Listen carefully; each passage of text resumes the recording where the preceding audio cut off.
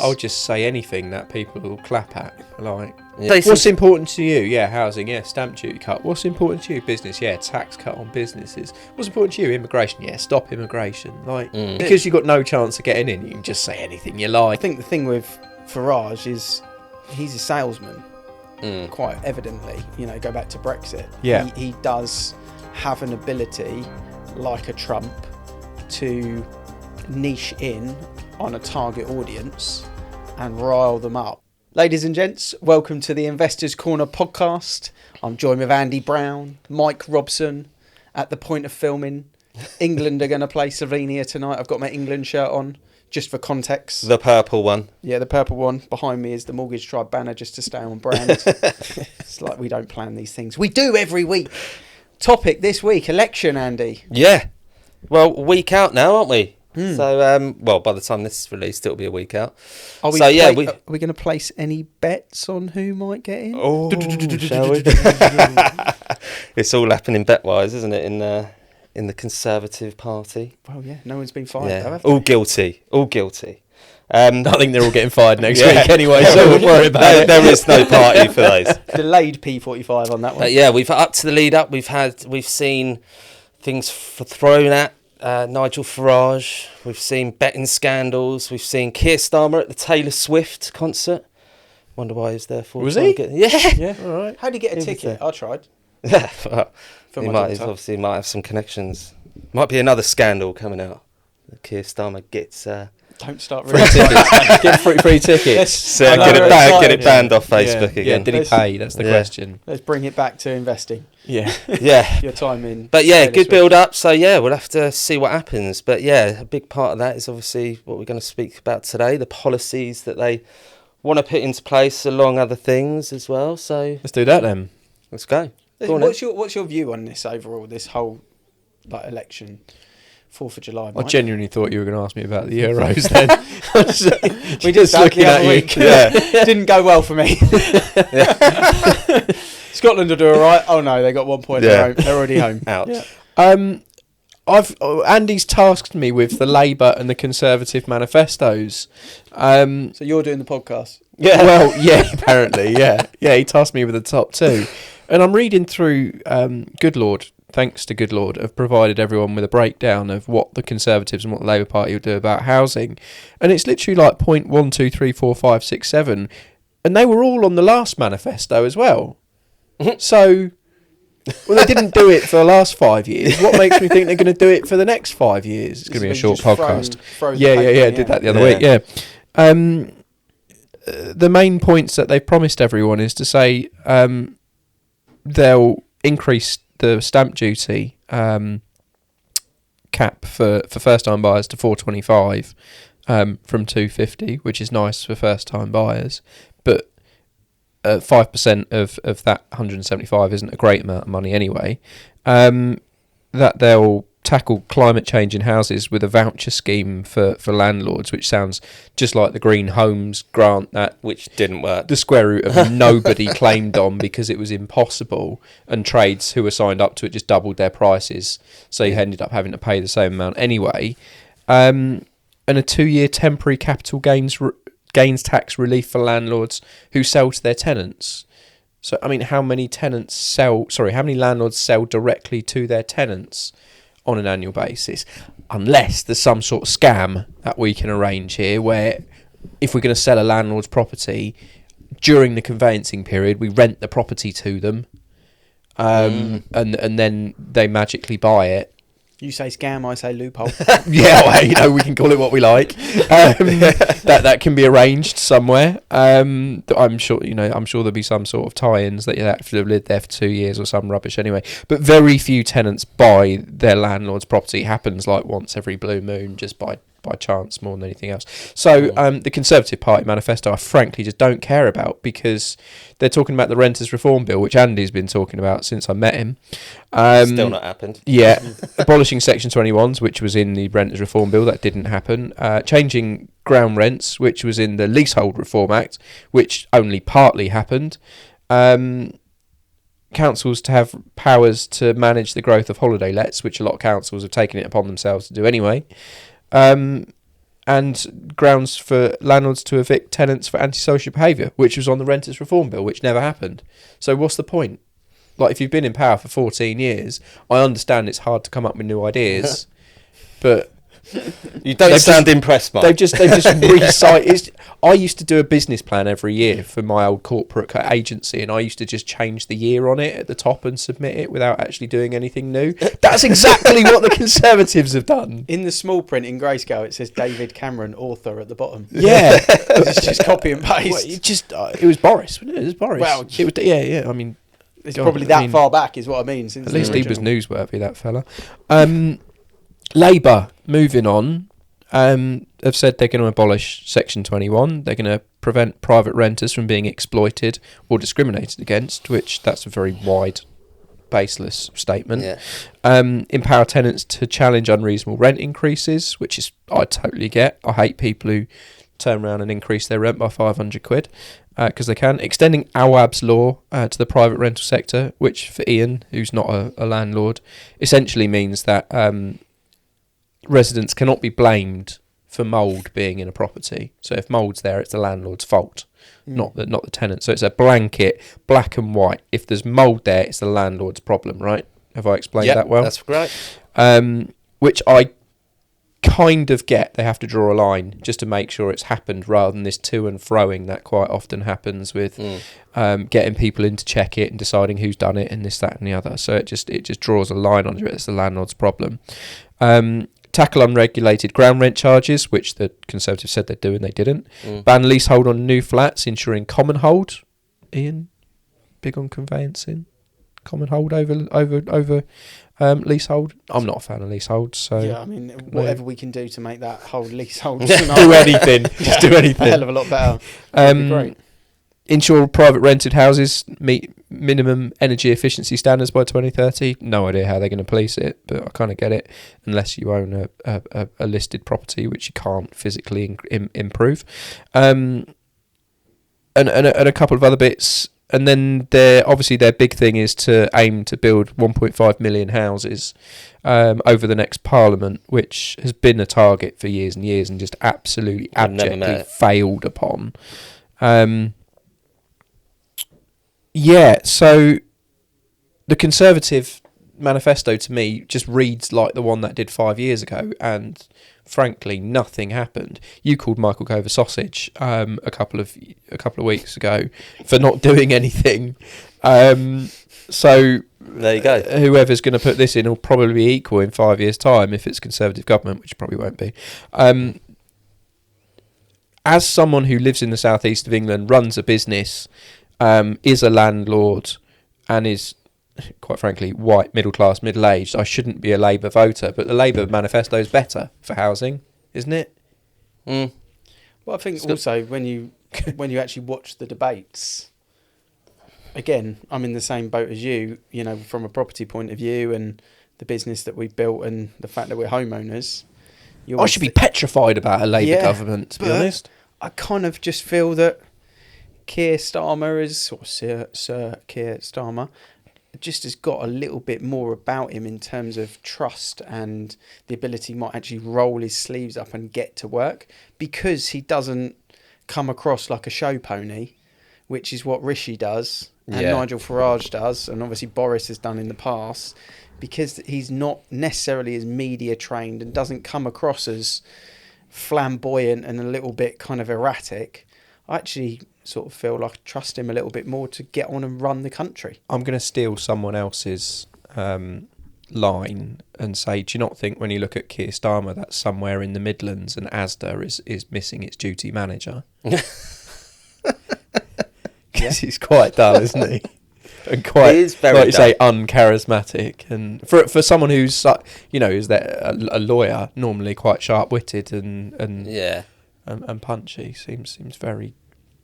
It does come across dull, but like Ian just said, very dull. He's not there to show off. The John Major era he's of not dullness. there to show off, is he? He just wants to get stuck in, and yeah, I mean, it's more than likely going to be him that gets voted in, isn't it, compared to anyone else? Let's be honest about it. So yeah, and I think it's probably time for change, isn't it? Yeah. You know, I think that's probably the truth behind it. Is it's probably time for a bit of change, and if Corbyn was sat there, we probably wouldn't be feeling as comfortable about that change. Not. But he's there. He seems to kind of have good responses, in my view, to difficult questions. He seems to have the work ethic with his past record and things that he's done previously, that he's going to stick to a target and actually try and complete it, which you can ultimately respect, because most politicians that have got into power haven't really shown evidence of that previously. Things have been given to them and built around them. So that would be my view on it. Whose manifestos did you take? Well, what do you think about Farage? Well, I've got cheers, Andy. You For comedy value, allocate me Farage. I mean, look, I think the thing with Farage is he's a salesman, quite evidently. Go back to Brexit. Yeah. He does have an ability, like a Trump, to niche in on a target audience and rile them up to become quite passionate about the things he says. Does that target audience dress a bit like you? Well, they might not have chinos on, and they've probably got a 20-year-old England shirt, not a new one. But he was in a pub, wasn't he, in an England shirt recently? I think Farage. I mean, I think that's the thing that you have to be aware of with him. There's rumours circulating at the moment that he might be the next Tory leader. He might come back on the next election as the next. By the end of the transfer window. Maybe that's why. Yeah, I don't know. Maybe that's why he's gone out there and put himself up for people to vote reform and take those votes away from the Tories and then go and head the party. Yeah. I mean, he likes to jump ship a little, doesn't he? Talking ships, he has said nice. He has said immigration freeze and to basically take people on boats coming from France straight back to France. That is one of his things. I struggled to find a lot of property-related ones in this, if I'm honest with you. So I've just listed up some of the highlights. He did tweet last week that there was going to be a stamp duty ban up to 750k for everyone involved. That caused a little bit of a storm. Then people said, well, affordability and being able to actually fund that couldn't happen. But let's be honest, there's so much money thrown around. You can move things around. If he wanted to make that happen, he could make that happen. Anyone can. So that was one thing that he put in there, which might get some people looking quite positive. For business owners, they've obviously said, Reform have said that they will reduce corp tax from 25% down to 20%. So they're kind of almost going against what I would imagine Labour are going to do from a tax point of view. They're offering the cuts to the opposite people of Labour, who inevitably are going to hit business owners in some fashion or another. Inheritance tax clear up to 2 million. So it's a fair old chunk saving in what is a ageing population. So I can see where he's probably jumped in somewhere around those kind of 55 to 65-year-old band, thinking that could be me in the near future with my parents, etc. Not me personally, but I thought you were going to say you were going to turn 65 then. He's been faking no, the birth not quite all there. these years. Not quite there. Life in prison for drug dealers. Wow. That was one. Fill up our prisons even more then. Yeah. Nice. Tax cuts everywhere, basically. The minimum threshold for income tax, 20k. And it's not a manifesto, it's a contract to the public, was his statement. Go back to Does anyone get salesman. the impression he's a bit like a 60-year-old Jay from The Inbetweeners?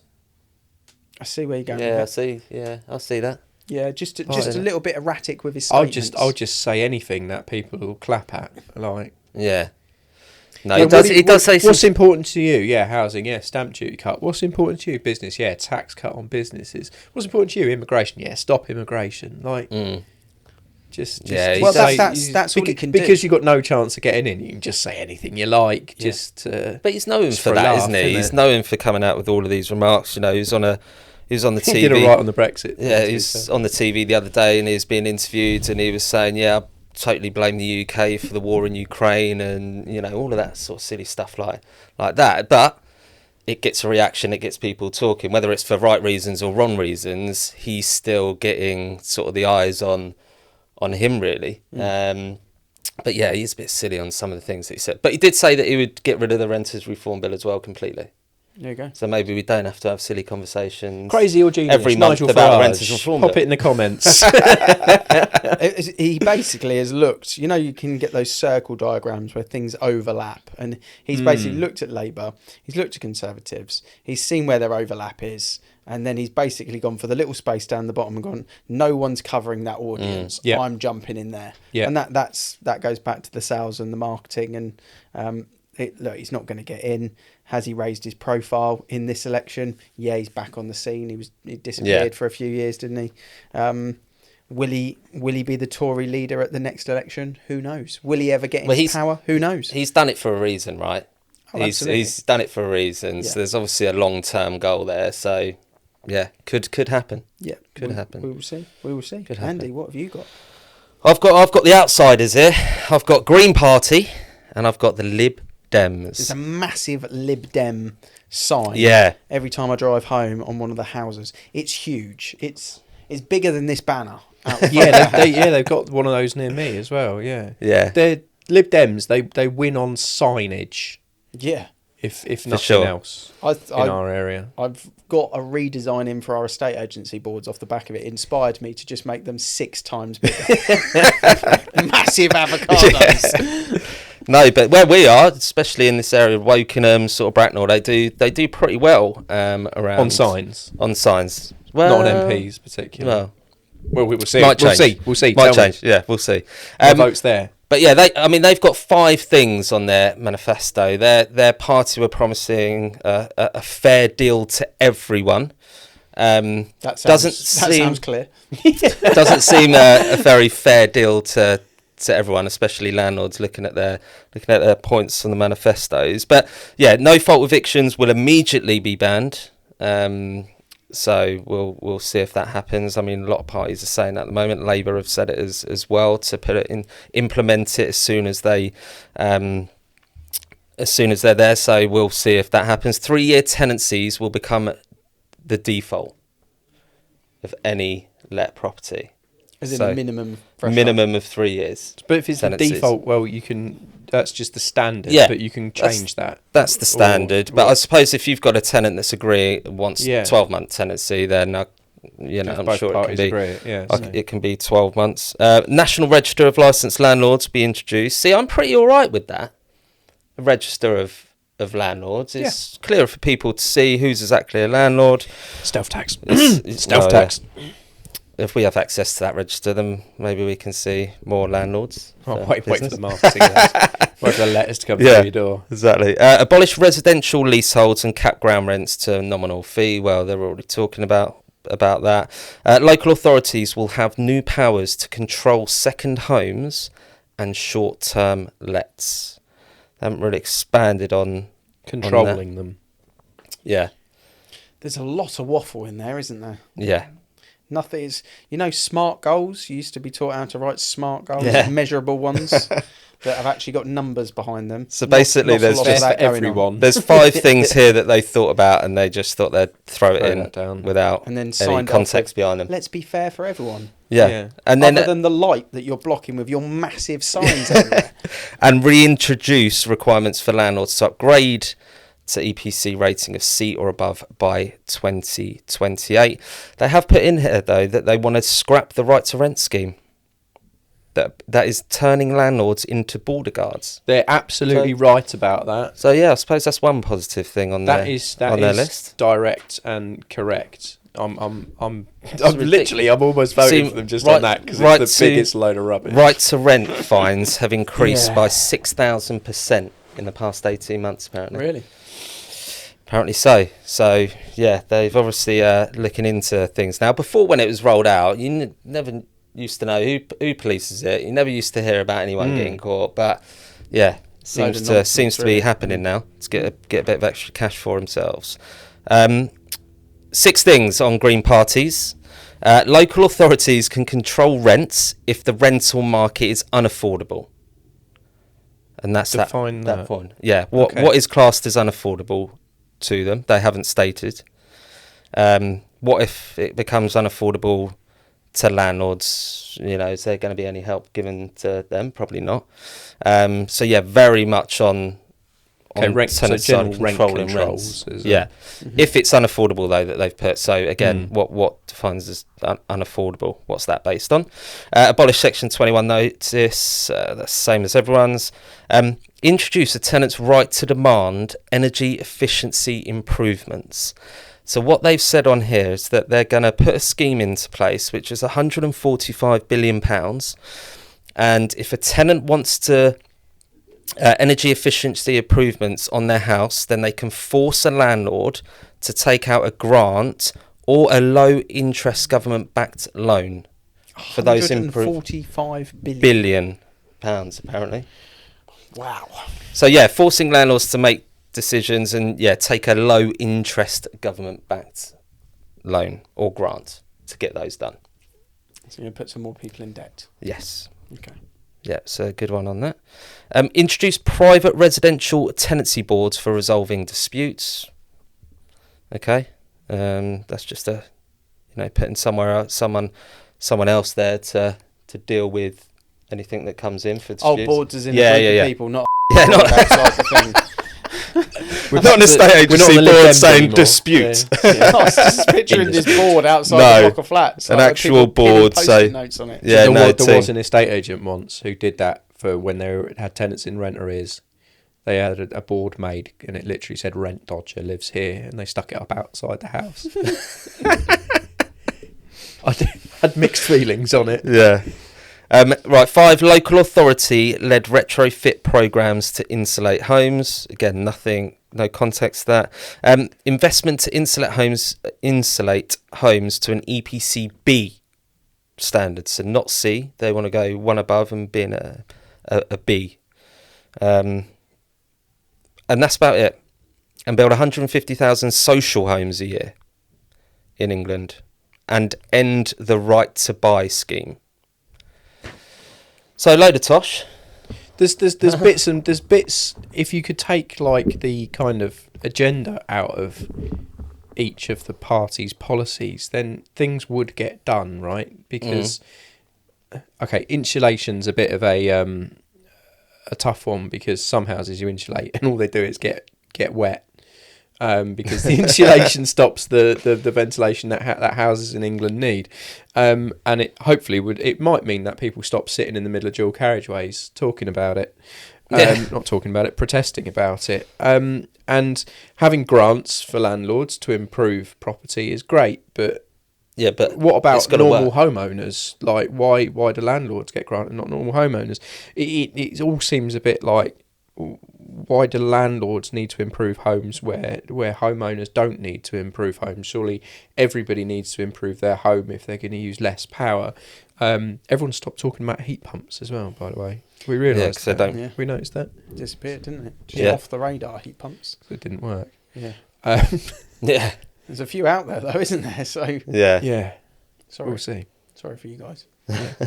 Yeah, I mean, maybe what we need to do is come up with our top 6 or 7 Should points. we come up with the avocado manifesto? Yeah, and then we could send it to them, or we could tweet it to them, because apparently they're all on Twitter now. Oh. Twitter or X? Same thing. You know the one. Talking to the avocado agents and talking to a few business owners up and down the country, actually. Spoke to someone from the Midlands. I've spoke to someone from way up north, like way up there somewhere. Proper north. Yeah, In the depths of nowhere. not quite Scotland, but way like nosebleed town. And pretty much everyone's saying the same thing. Like, the public just seem unaffected by it when it comes to selling, letting, buying, renting. Everyone's just cracking on. It's almost like meh. You would say the same about the financial markets, because normally if a Labour government was about to have a landslide win, the markets would go haywire, wouldn't they? Because generally speaking, the markets like a Conservative government, dislike a Labour one, but it's all good at the moment. Yeah. Yeah, so nothing to really worry about. And I think if people are thinking of leveraging some of their cash into investing in anywhere, I understand why people are kind of just seeing what happens, but I think we all kind of know what's going to happen on the 4th of July now. And I think people that have got plans and got ideas, I was speaking to someone as we were walking out the gym last week, actually, and he's just sold his business. And he's talking about he's having a kind of like 12-week sabbatical, and then he's probably going to look into buy-to-lets, and he doesn't want anything that's going to take too much time. He doesn't want to go HMOs or kind of do any development work, but he just likes some nice stable buy-to-lets. And he said, you know, what would be your go-to if I was to try and look at buying 3 or 4 buy-to-lets? And I just said to him the same as what we've probably been saying on this podcast since the beginning. If you get yourself a couple of nice 3-bed semis with a garage on the side, you may or may not want to turn them into a 4-bed over the garage.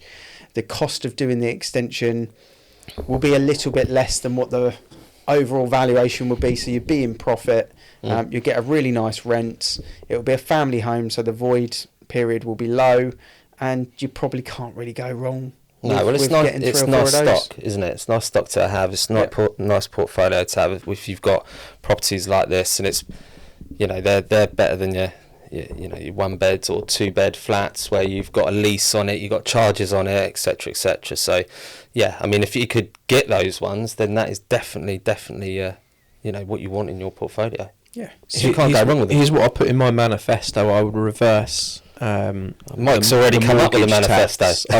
I'd reverse the change that they made to mortgage relief for landlords, because I think it's punitive, and I think it's a reason why a lot of landlords are exiting, because that reverse was brought in when interest rate and therefore mortgage rates were incredibly low.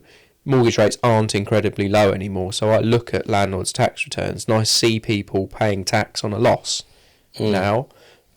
Which obviously is going to chase landlords out of the market. Now, I know they wanted to chase landlords out of the market, but there is nowhere else for a lot of people to go other than rental property, and the government, whichever government it is, aren't building anywhere near enough properties. So I would reverse that just to save a bit of bottlenecking, even if they are going to increase social housing.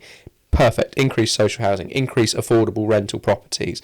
That's council government built. Brilliant. But in the meantime, don't chase landlords out until you've got that stock. Yeah, exactly. If you've got the stock, by all means, chase landlords out. Do what you like, but you don't, and that affects tenants. And all of these policies are there to almost pander to tenants. Well, if you help landlords, you will help tenants indirectly, in my opinion. Soapbox done. There you go. Easy. That's the first Fair one. enough. Mike for Prime Minister. Next election. Yeah, it's got even bigger boards than the Lib Dems. We know a guy. We've got a board man. What happened to your watch, mate? Don't know. Not sure. Think I might have left it on the side. Need to invest in one. Yeah, I do, don't I? Yeah. I've got the white mark there, though. Well, I think, the tan. In all fairness, there's a lot of stuff that we've covered there, but in reality, the sort of summary of the episode of the podcast is, let's see what happens on July the 4th. I don't think anyone's overly fussed or fazed by it. Have a cup of tea, carry on, enjoy the Euros, and we'll be back next week with another episode.